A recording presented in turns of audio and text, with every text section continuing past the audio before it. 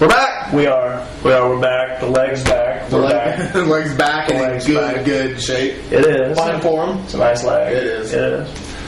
It's a major reward. It is a major reward. Put it in the front window, light the little neighborhood up.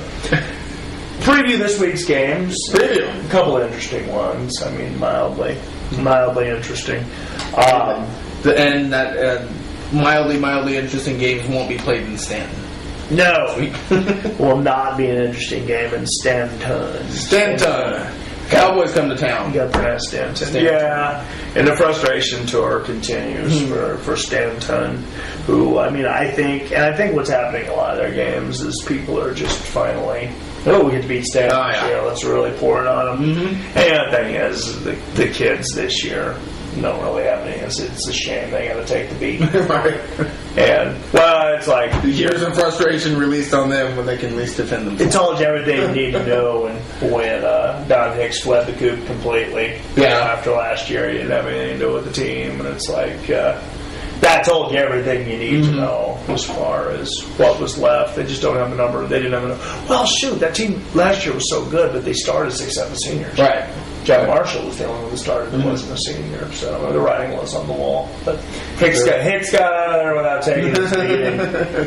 I look back, he had a couple 0-9 season in the 90s. Did he really? Yeah. Wow. Yeah. But they, before my time. Yeah. They were always pretty dominant in my era. Yeah, since I came out, they were always tough. But they're going to host Sydney Friday night. It won't go well for them. Sydney will use that as a tune-up for the Cam game. Cam game next week. But no, I don't. I remember one of the most exciting games I ever went to was in Stanton, involving those same two teams. Sydney beat them. Yeah, Stanton's homecoming. Stanton was very highly state ranked, and they came in there. Morgan Starr lit it up at quarterback, led them to the upset win. He was a good linebacker too. Oh yeah, he was. Yeah. Extremely exciting game. I still remember that one. So. Well, it was like 5 scores to 3 when 35-21. Yeah. Yeah, I remember that being. They got up to a pretty big halftime lead. Everybody at the game was like, Stanton's going to come back in the second half. They're going to establish the dominant team, and that wasn't true. The better team, at least on that day. Right. I remember I was covering a game in Council Bluffs. I was at the TJ game that night. Okay. I remember I was listening to updates on the radio, and I knew you were at that game, but I was really excited. I was hoping they'd hold on. Yeah. The dastardly one, Donnie Sears. Devious Donnie Sears got himself a win. So he did. He really did. Don't ask him. Dangerous one. Don't ask him about it. He'll tell you it was all luck and stuck and nerves. Nothing to do with being good. The game I'm going to go to this Friday, Essex South Page of College Springs. Essex South Page of College Springs. They travel to play Botna, the Hamgut. The Hamgut, is that in Farragut or? And they play all the football games in Hamburg. Hamburg! Which is kind of a bummer because I like Farragut's field. I like Hamburg's field too, especially the tuba players. I was going to say, do they still have the world's best halftime band? No, they had some halftime dancing. It was pretty good. The game I went down there too earlier. It was halftime. It was girls dancing out. It was uniquely Hamburg. Okay. And they put their own specials. Was there any fast dances? No. They know something about some fast dancing in Stanton. I'll tell you that much. Well. Amanda Osher has graduated. They know a little something about fast dancing. Amanda Osher was the fast dancer. She went in the Army. She went in the Army. Wow. They put those fast dancing skills. If they have a fast dancing team in the Army, she is going to watch out. Yeah. Watch out. Fastest dance forever. But Essex is going to go to Botna. I think it's got to be a potential to be a pretty good game. Mm-hmm. I think on paper, Essex. I would make Essex a slight favorite. Right. But if they tackle, if they get sloppy and lazy about their tackling like they did against Sydney the other night, Jacob Tristan's going to run right through them. But now, I think to be fair, I think a lot of what I saw the other night was just simply them being overmatched, speed and size wise, and I think maybe that people are right. And I think maybe that worked their will to win a little bit. Essex got off to a really strong start to the season, and they've gone through kind of a lull. I definitely 4 straight losses. Yeah, that loss to Stanton was one that they wish they could have back. think they're probably a better team there. Yeah, that was a big one. But if they could get this win and end that losing streak and get back up to 500, or they got they're 3-5. They get 500, and they've got Botna, Velisca to finish the season. Yeah, So it's real possible for them. In fact, I'd say they're the favorites in both games. And I think they'll be the favorites out of Botna, but they need to show up. They need to show up ready to go. Robbie Bruce is a load. Jacob Tristan's a load. I mean, if like I saw against Velisca, if you let those guys build up a little momentum and get confident about themselves, they'll run right over you. They'll run right over you. I mean, they broke Velisca the second half. Both teams are coming off of pretty brutal losses at the hands of bigger, really stronger, opponents. Essex will have a huge advantage in depth. They're much deeper. Who would have thought you'd say that, huh? I mean, a couple years ago when Essex South Gage, I think they're struggling to get 10, 11 people on their team, and now they have like 26, advantage in depth. Right.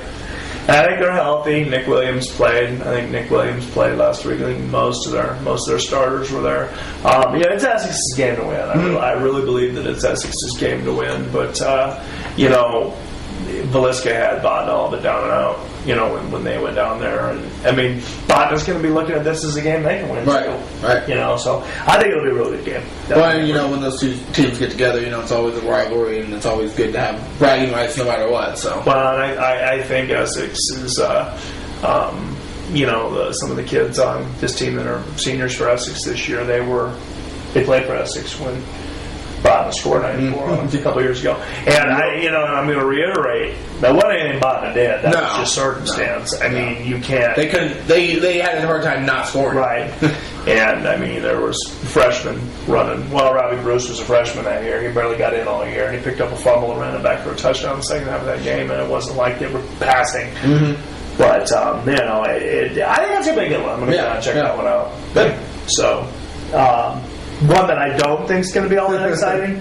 Fremont Mills travels to the Axe Town to take on Velisca. Yeah. With the prevailing rumor right now being that Velisca is going to bolt the corner conference. Really? Yeah, and go with Corningen on the Pride of Iowa. I think that makes a lot of sense since they had. I mean, all the Pride of Iowa schools are so close. So travel time will be just so minimal. Drive 2 hours, play 2 18s. They're just going to kill you. Exactly. Way to think financially. That's solid. Waste all your time to be not competitive. Sounds like a solid move there. But if that's the case, I think the Knights are about to give them a firm, square kick in the pants and on their way out. Send them packing. Poor Velisca had to play. That's the game we didn't talk about last week because I wasn't smart enough to write it down. But Velisca had to go play Elkhorn. They lost 70-something to 1. 70-something to 1. They got 1 point. They just kicked an extra point. Yeah, they wanted to get on the board. So now they got to turn right back around and play FM. They got to play them in their own backyard. And it's not going to go well. What I think will happen though is I think Jared Spinagle. I was looking at the stats today. He has like twice as many catches and twice as many yards as anybody else. He's a good receiver. I think he's starting. Fun name to say, Spinagle, and I think he's distancing himself, really positioning himself for a postseason award. As far as receiver of the year, be pretty hard pressed to come up with anybody with his statistics right now. Although you could make an argument for a lot of other receivers making way more relevant catches than he did. I mean, I think plenty of receivers for Sydney, for example. Yeah, well, I mean, if I was going to build a team around somebody, he might not be my first choice. But as far as what he's doing, and he's not doing it on a winning team, what he's doing against decent competition, not being on a winning team, I think it's pretty special. Right. He had a touchdown catch against Sydney. He ain't about to have a touchdown catch, Friday night. Yeah. But FM will win by a lot. Yeah, he's talented. Well, he's a tough kid, but FM's healthy. They've got their Alex Tobin back in the lineup, but they've moved some guys around. They got Clayton Wilson lineup at tight end now, and they got the Tobin kid doing most of the running. Spencer Phillips is their big guy, and they've done some shifting and some changing. So we'll see how it goes, but they're adapting. Malvern Hastings of East Mills. Malvern Hastings of East Mills in 11-man football. They go play Griswold. Griswold Tigers. Is everybody the Tigers? I was going to say Lennox, Tigers. Yeah. Tigers. Did they just did they lack creativity? Yeah, they're like, who should? Let's just be the Tigers all the Tigers and the time. Bulldogs. It's like half the teams that are out. Yeah. Oh, what the hell? Tigers. I'm sick of thinking about this. Tigers. They go with different colors at least, you know. They're like what, blue and white Tigers, and Griswold's blue and white.